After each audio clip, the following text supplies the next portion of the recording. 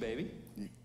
You happy to be here? You haven't been here with people in the building in like a month. I haven't been here in a while, and this type of setting is my favorite thing in church because you guys get like a raw, uncut version of us, and God knows what's going to be said in the next 20 minutes. Yeah. Marty likes that in the front row. Yeah, he does like that. Yeah, we'll see. We got a little bit of an outline, but we'll see where it goes and what the Spirit does and where God takes us on this journey. So today, we are kicking off a brand new series that we've called Feeling the Heat. And several months ago when we were planning this series, we knew it was going to be Pastor Corey and myself up here in a kind of a panel style, just kind of preaching through this, because we are going to talk a little bit about financial things, and we'll get there. But I feel like it's great for you guys to have an opportunity to hear just the diversity within Corey and myself as we navigate through just basic principles that we feel like will help you in life. And this series was kind of birthed last year around Christmas time. As a matter of fact, that's probably why maybe you were wondering and questioning what the Christmas trees in the lobby were all about. So basically, every single year, like that first Sunday of December, we usually have had it where I'll come along or Pastor Corey will come in and we'll preach a message on this Christmas. Let's put like things in priority. Let's make Christmas right about the true meaning of Christmas and focusing on how Jesus came. Let's focus on our family and being there. Let's take it off and our attention away from all the stuff we buy and maybe the debt that we go into. But here's a problem with that. When I preach that message every single year on the first Sunday in December, that's after Black Friday. And if you're anything like my wife, she had Christmas shopping done months earlier. So anything I try to say financially, or let's get in check, or let's not go crazy, let's focus on the real thing this year, all the money has already been spent. So we had this idea, well, let's actually change it up a little bit and actually talk about like these kind of things in July, have like this Christmas in July setting so that we are prepared, not just to go into the Christmas season properly, but starting out the new year properly. Because a lot of people, right, they want to rechange or they want to refocus habits at the new year. They set resolutions or whatever. But what if we could be people that start in advance so we don't have to wait to make decisions? You know, I'm in conversation with people all the time, especially about fitness, and they're talking about goals and fitness, and they're like, yeah, I can't wait. I got a few more weeks of just some kind of craziness, and I'm not gonna really worry about what I eat. Maybe I'll eat maybe too much over the next week and a half, but in 14 days, on that Monday, starting out the new week, then I'm gonna start my diet. Then I'm gonna start everything, and we're gonna be good to go. And my question always is, well, why can't you start today? Like sometimes we need to choose the pain of discipline over the pain of regret. Both of those things are painful. Discipline, I'm telling you, is painful, but it's far less painful than the pain of regret, where you get started and then you don't actually follow through with what you wanted to do. And so we're just kind of going to go through this a little bit and really speak maybe mostly to the financial side of things, but I think there will be a lot of other like great nuggets of wisdom that you'll find throughout this series this week and next week. And I also want to say this, as we approach this topic, I almost called it what I was getting ready to say. In this feeling the heat, this also came from a conversation with Pastor De'Eric, because he also noticed that a lot of times, especially right after Christmas, you know, there's this huge buildup for maybe months, and then it's Christmas, and it's one day, and it's crazy, and it's all day, and then by Christmas evening or the next morning, you're like, wait, that was it? All that buildup for that? And then now I'm in, you know, whatever it is, thousands of dollars of debt, or that money could have went to something else or whatever. So it feels like I'm paying for hell.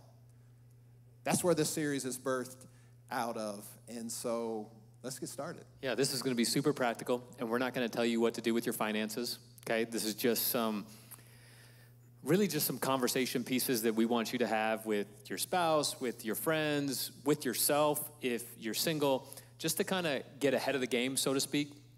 This is like preventative maintenance if you're married. Preventative maintenance. Any married people? All right.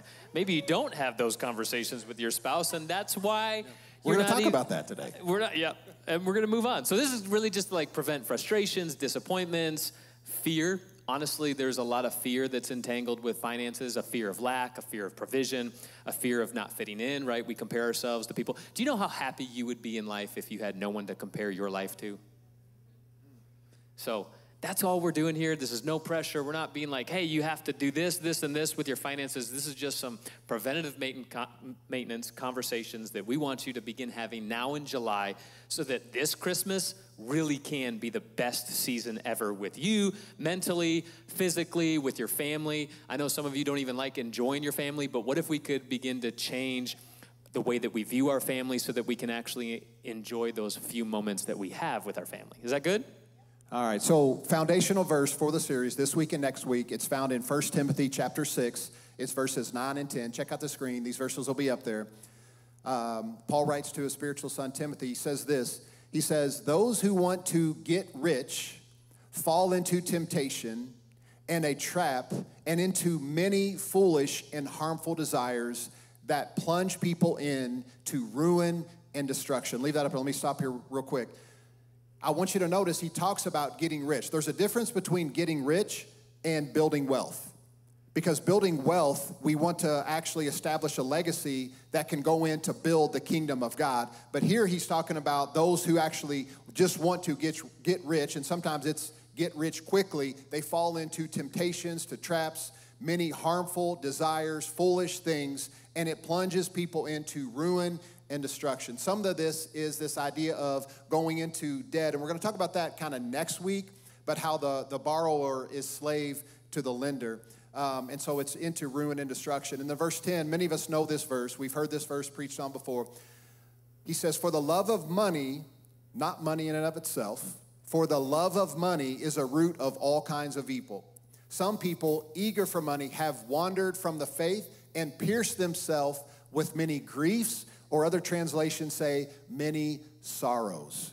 And so this is important for us to consider and to look at, because I don't want us as a people of God to fall into this season or feeling of grief. I don't want us to carry around sorrow that we needlessly have to carry around. I want us to be able to remove all of those things from us and have a proper perspective in our finances to really rid ourselves of the sorrow that we may have around our finances. Yeah, that's so good, because the reality is again, money is not bad. Get money. Get that paper, boo-boo. You know, our young people understand what that means.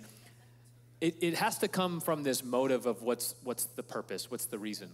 And are you killing yourself to make all kinds of money and sacrificing your family on the altar of that desire? You gotta think about that. Again, it's not bad to make a lot of money. You should want to make a lot of money. It becomes one of those things in your heart when it's like driving everything that you do. You sacrifice the relationships that are actually helpful to you. It's all about your own selfish desires. How can I get rich? How can I do all this? How can I go on all these trips that all my friends seem to be going on? And we just want to bring it back in. So we got two things, okay? Two simple things. You should all write these down or I will be highly offended. Two things. Number one is this, is communicate your expectations. Communicate your expectations with your spouse, with yourself. Write them down, because you will only be disappointed when your expectations aren't communicated. Some of you have some real Christmas expectations because of the way that you were raised, and they're not wrong. But you get bothered every single year because you've never actually communicated those expectations with somebody. Christmas for me is one of my favorite seasons, but I gotta be honest, it's one of the biggest disappointments of my life every year, because I never get what I want. Because my wife does not want to get me Air Jordan shoes, but it's the only thing I want. Is this like a plug you're doing right now? Yeah, I think 6 months in advance? I think she's nursing. So Julia, the only thing I'll be the happiest on Christmas if I wake up to a pair of shoes. I only need one pair of shoes. It's the only thing I want, and that determines everything for me the rest of the day at Christmas. And you think that's petty, I can get more petty. I am that simple. I am a simple human being. I don't need you to go above and beyond. I don't need all kinds of gifts. I need one gift, that's it. It was ironic, though, because I never communicated that until about 2 years ago. So the last 2 Christmases, she's got me the shoes. And it's been the best Christmas ever. Why? Because I was holding on to this expectation that she should just know because I'm a sneakerhead, but never actually communicated. There are some things that we've had with our family, like being a married person now and having 2 different types of families, my in-laws and my family. It's like we had to communicate expectations to people, even though those expectations hurt people's feelings. We're like, listen, we're our own family now. We'll give our in-laws one Christmas. The next Christmas, we'll give my family. And we've switched back and forth for the last 8 years. And sometimes it's frustrating, but they've kind of gotten used to it. Why? Because we had to communicate our expectations because we were feeling this pressure of, man, Christmas is just so chaotic. We got to go everywhere. How about we just communicate? We're going to go one year. The next year, we'll go to the other ones. And all of a sudden, all that frustration that you had around Christmas, at least for my family, is kind of dissipated. Why? Because we communicated our expectations. This is also a financial piece, okay? There's nothing wrong about living on a budget. You should live on a budget. And you should have that communication with yourself, with your friends, with somebody. Hey, what is Christmas going to look like for us this year? We're close to a recession. Inflation is crazy. Are you guys communicating now about your expectations for Christmas? Maybe it's like, hey, we're just going to go a little easy on the gifts this year. But you got to communicate that. Hey, maybe we're not going to buy any gifts and we're going to go on a family vacation. You got to communicate that. Again, there is no right and wrong answers. This is just kind of one of those runways for us to help you to begin to have those conversations now in July so that this Christmas can really be the best Christmas ever. Yeah, and of course, this isn't just for Christmas, guys. This is for every area in our life. And many of you would probably agree with me in this, that really, the biggest point of tension in any relationship is unmet expectation. And I heard it years ago where someone was talking about how they were like interviewing like a group of people and asking them what they think the biggest cause of divorce in America is.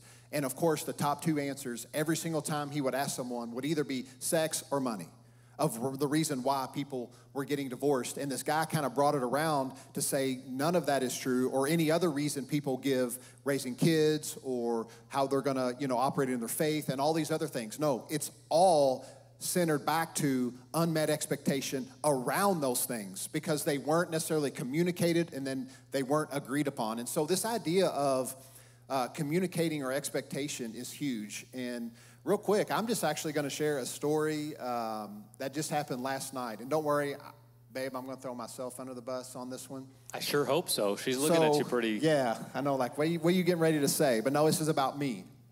Yesterday, I take my second son, Malachi. We go up to Indianapolis. He has a soccer tournament up there with Floyd Central. And so I leave the house at around 8:30 in the morning. The first varsity team plays at around 10:30. We're watching the game. I'm connecting to the families that I know. A great day. We go out to lunch, come back. Malachi has his game. We have to be there at 2. The game's at 3. So I'm just telling you all this stuff to let you know it's been a long day. So he has his game at 3. It's over with at around 4:30. We load up. We drive all the way back. So I get home at about 6:30. So I've been gone at this point 10 hours. Well, Melanie was off at her cousin's or her brother's because they were celebrating her nephew's birthday party. So I just text her, I'm on my way home. My ETA is around 6:30. She said, okay, this party starts at 5:30. Not sure when I'll get home. So I'm just home chilling. Malachi, gets something to eat, and he goes crashes or does whatever he does. So I'm just sitting alone at the house, and it's about 8:30 now. Now it's been 12 hours since I've seen my wife. I'm kind of like, what's going on? Where's she at? And so I'm just kind of waiting for her to get home. So she gets home. She comes in. The boys, the younger 2, say hey. They go to the rooms. And then Melanie kind of comes in, says hello, and then she goes off to the bedroom. And I'm thinking, okay, she's going to change clothes or whatever. She'll be out in no time. And I really want to ask her how her day went. I want to tell her about how my day went. I want to tell her about what Malachi did in the game. And I want to just share life with her. I missed her, honestly. And I just wanted to communicate and have this conversation with her. So I wait a little bit, and she's not coming out. I'm like, okay. And there was the TV on in the background. I'm just letting you know. So I'm like, okay, what's going on?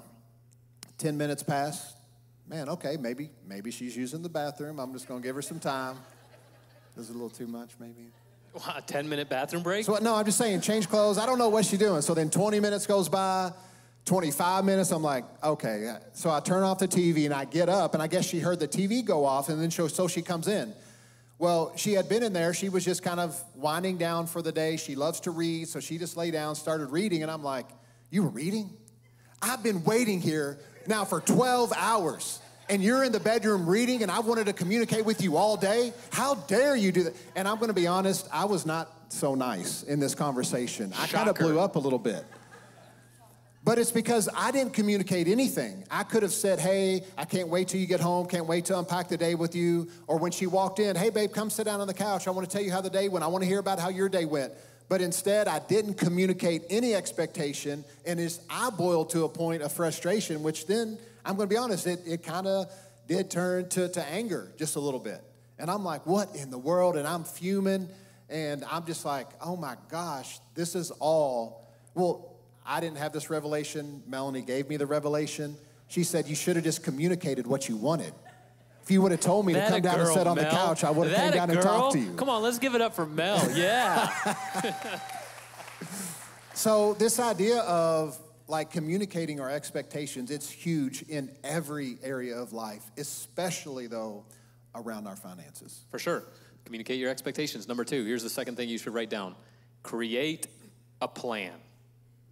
That's simple. Communicate your expectations, create a plan. And some of you, by creating a plan, it's no plan, and that works for you. Whatever, as long as that's communicated.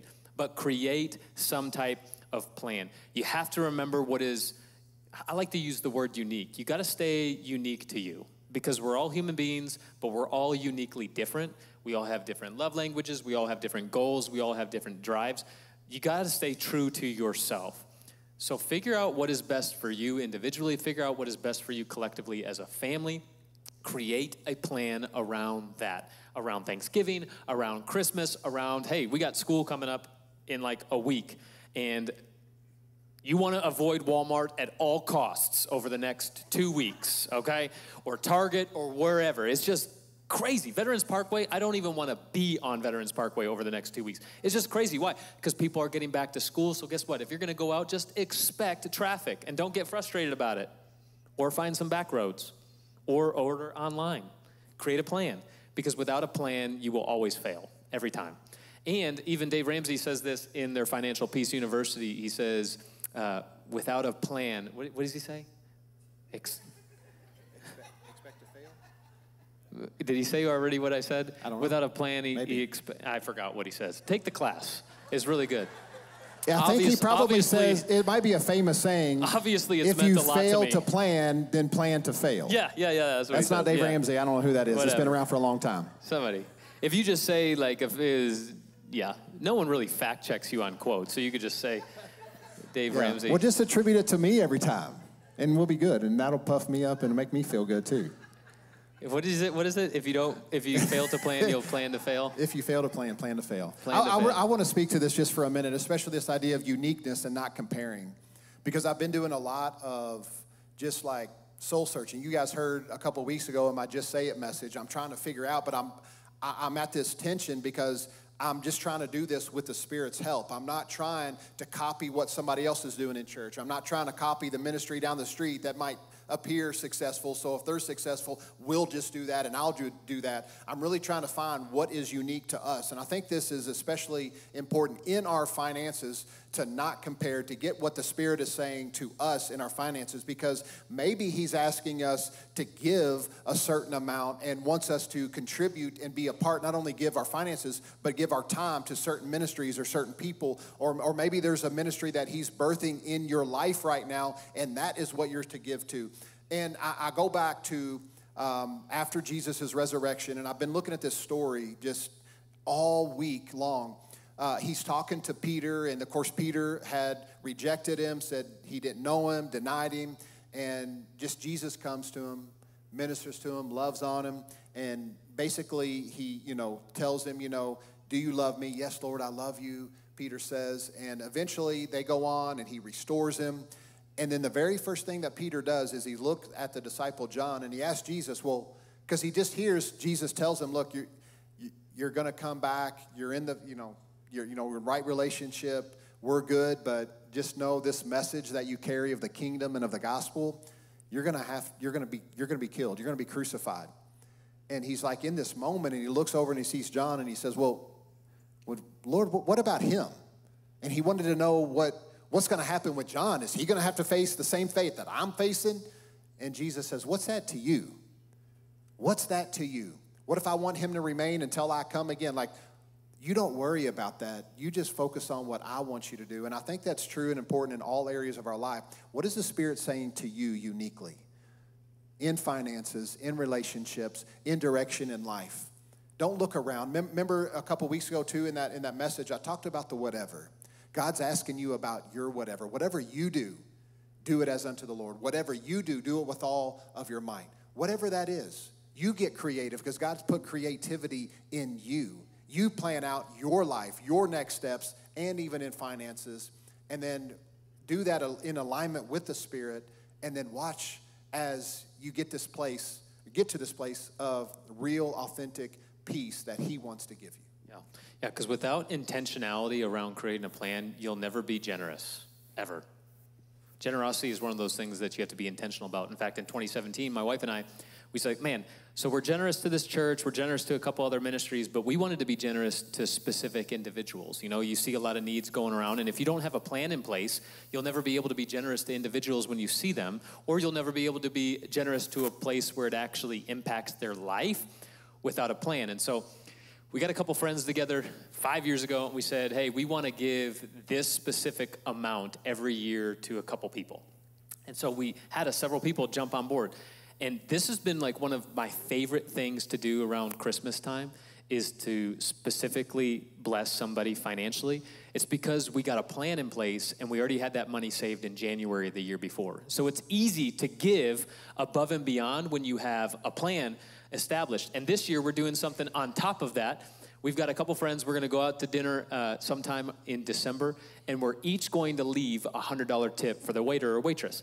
It's just one of those simple plays that you can just be extra generous in with a plan because you're intentional about it. Okay, we're going to go to this restaurant. Whoever gets us is going to be lucky that night because they're going to be rolling in the dough.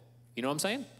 And it's a super simple way to bless somebody else in this season, and it's not going to frustrate our financial goals. It's not going to frustrate our financial plan. Why? Because we've already created the plan. Is that good? And so 2 simple things. Again, this isn't like super spiritual stuff, but it will affect you spiritually. You have to be intentional. So 1, communicate your expectations, and 2, then create a plan that's unique for your family. Yeah, and speaking of creating a plan, I want to say one more thing. 2 things, actually. I heard a long time ago, and I don't know who said it, so I'll say that I said it. A dream, you might have a dream for your life and what you want to be doing. A dream without a plan is just a fantasy. And I don't want us to live in fantasy world. I want us to live a life where we see our dreams realized. Our dreams come to reality. And sometimes that does not happen without the plan that Pastor Corey's talking about. And again, what I do, I just go back to Scripture all the time. That's just who I am. It's what I do. But I'm thinking about the story of the Good Samaritan. And you know the story. He comes by, helps the man, patches his wounds, puts him on his own donkey, takes him to the inn, and he says what? Whatever charges he incurs, I'll be back and I'll pay all of his expenses. Well, he's not able to do that unless he is financially set to be able to do that. Broke people can't do that for people. Even if they want to, they just physically, or not physically, what's the word? Just practically can't. Financially, they just can't. And so when you get a plan and actually put some things in place, it allows you the opportunity to become generous people. And one of the core values here is we give generously, not just here, but to the world with our finances and of our lives. It's good stuff. Close us out. Oh, okay. I thought you were going to go there. You said you had 2 things. You only gave 1. No, the dream without a plan is reality. Then I told the Samaritan story. Oh, that was 2. 2 things. Yeah, to get a plan. Just making sure you're on top of it. Yeah, so no, that's okay. I'll close this out. So this idea, and really when we're talking about just approaching Christmas, approaching these conversations of expectation, I think the biggest piece that'll bring peace. Yeah, that makes sense. Look at you. Quote him. Somebody, hashtag Shannick Bannett, the Banty. Yeah, the biggest piece that will bring peace in this is this idea of, well, we really never even said we had 2 C's. Communicate expectation, create a plan, and then the 3rd C. So go ahead and write this down. Live with contentment. Because contentment is huge. As a matter of fact, we read to you 1 Timothy 6, 9, and 10, and we talked about how for the love of money is the root of all kinds of evil.